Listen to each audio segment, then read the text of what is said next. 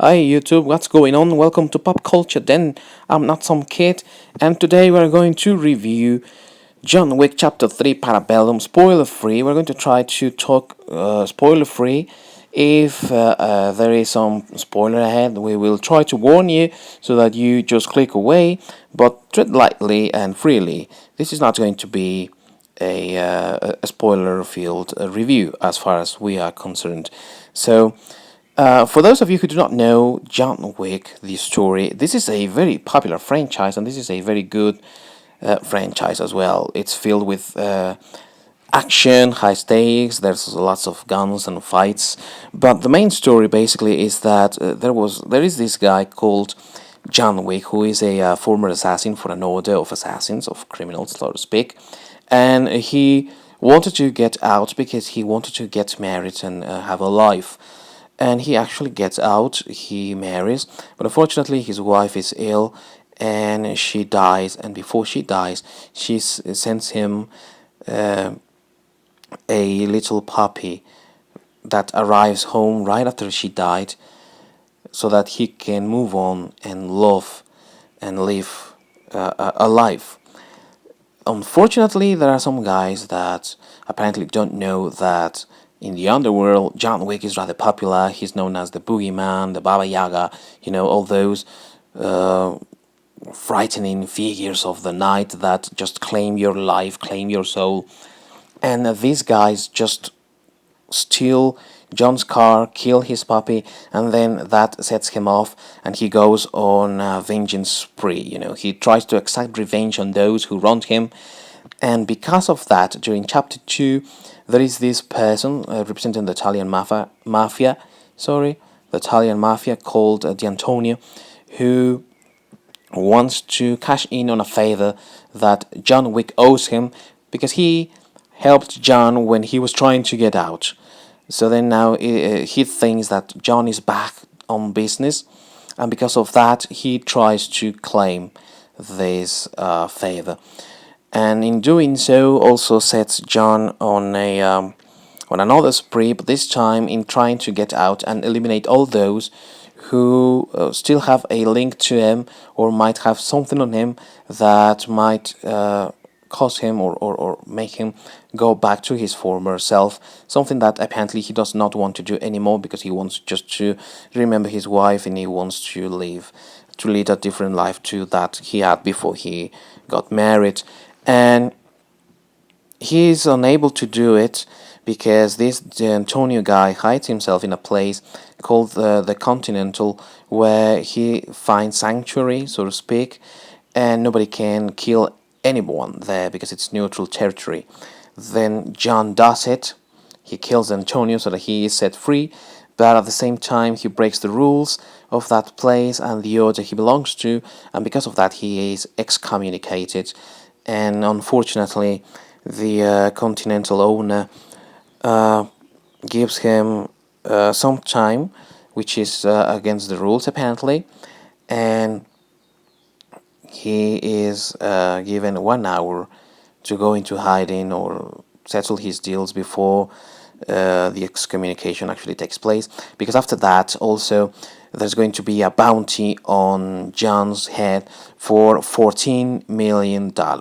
That's where we left off, and chapter 3 picks up exactly from that point, and it tells us a story, a great story. It's a rather compelling story. It's really very good. It's quite interesting and filled with action, but more than that, it begins with John in a pretty tight spot.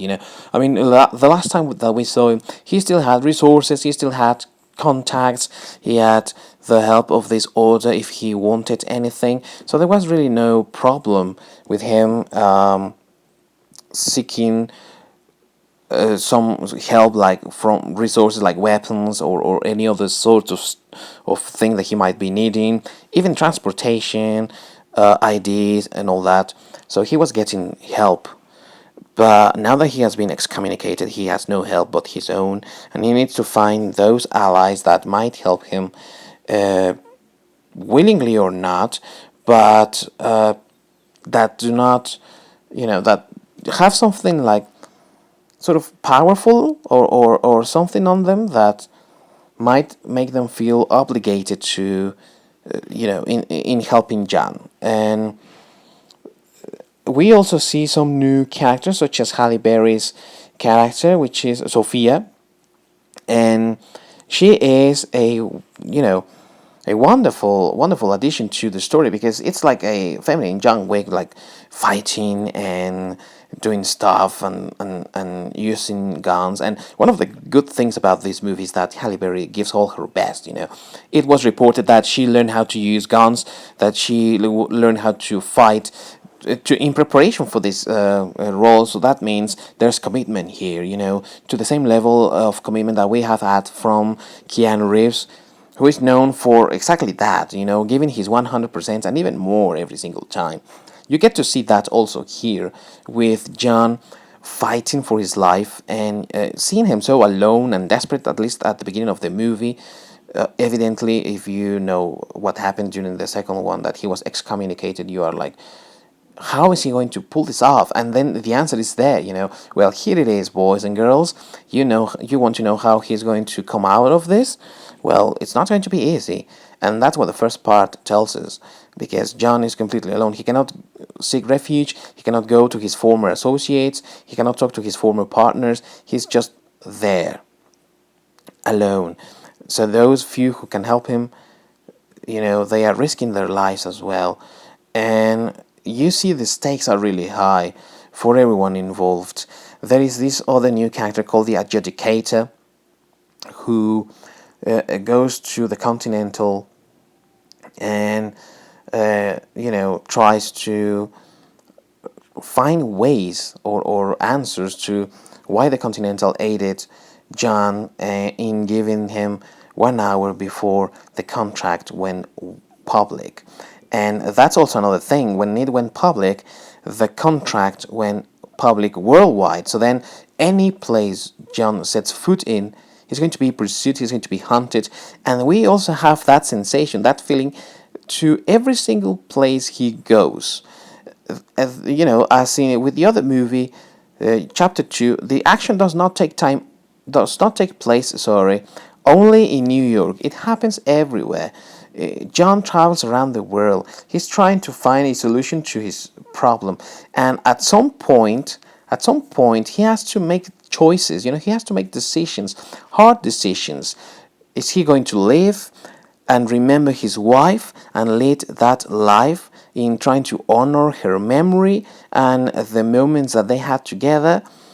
Of course, is he going to have that decent, honest life that he learned he could have thanks to her? Or is he going to go back to his old ways? Or is he going to decide, I want to die? The price that he has to pay in every single occasion, in every single choice, is rather high. He can lose his life, he can lose his freedom, he can lose the love of his life. So then the stakes are really high, and I think that we are given that sensation. So in my opinion, this movie even surpasses the second one, and that's something that we rarely see in movies nowadays, that the sequels surpass the original one. And when I watched John Wick, I thought that it was an amazing movie. But when I watched John Wick 2, it actually surpassed what the first one gave us. Now that I am seeing Chapter 3, it's even better than Chapter 2. So if I had to rank these movies, I would say that I would rank them from John Wick, the first one, and then John Wick 3, and then John Wick 2. Just that, it's that amazing, and it gives itself even time and space to allow for another installment. So those of you who are fans of this franchise, there's going to be another one, and that is great. I love this movie, I love this franchise, and Keanu Reeves gives his best, as we have said already. He's a fine actor, one of the best out there, and he has already said that he's going to be making these movies so long as the people want to watch them. And one of the good things about John Wick is that it is a movie that takes its fandom seriously. they offer fans what they want to watch. They actually listen to the fans, and they have fights, more complicated fights. They have more action. They have more characters. They have more places for John to visit. It's like a James Bond movie with more violence and with more, let's say with more criminals all over the place. And that makes John Wick one of the best franchises out there, one of the most exciting movies out there, and it's actually worth watching. The special effects are amazing, and there is very little use of CGI. You actually get to see Keanu Reeves do these stunts. You actually get to see Halle Berry do the action scenes. You actually get to see the actors' faces. The movements are not so fast that you cannot see anything that's going on. Everything is set into place. Angelica Houston plays a beautiful part as the matriarch of this ballet association sort of thing, and she is just wonderful in the role. Lawrence Fishburne returns in this movie again with master classes on how to act. I mean, this movie is really a jewel. It's just that big and that good, and it's one of those films that you just have to watch. You just have to watch. I just can't wait for another installment to come out. I just want it now, and really, I cannot wait for it because there's so much room for this thing to grow, and more stories to be told. John Wick's story is not yet fully fleshed out. There are still things that need to be told. There are still things that there's still room for this thing to expand even more. And that's something that I also like, It's just like reading a Conan comic book from the 1970s, in which you knew that there was still space for Conan to have another story, and because Conan was so versatile as a character, you could have him play a pirate and add something else to his background and his story, and it would feel organic and well in place. With John Wick, something similar happens, in which you add another layer, and then that layer feels just natural and well placed. So, if you haven't watched this movie, I cannot recommend it enough. You just go and do it because it's going to be the thrill of your life. And I cannot say any more without spoiling anything. So then just go and enjoy it. And if you want to come back here later and tell us how what you think about the movie, how you liked it, and talk even more about it, leave a comment below. Thank you all for watching this video. Please share this video, subscribe, make sure that you still subscribe, ring the bell for notifications, and let us know which other franchises do you consider as big and as great as John Wick. We will be here soon with more videos for you. Thank you all for watching. Thank you all for being here. This has been Not Some Kid for Pop Culture Den, and we'll be seeing you next time. Bye-bye.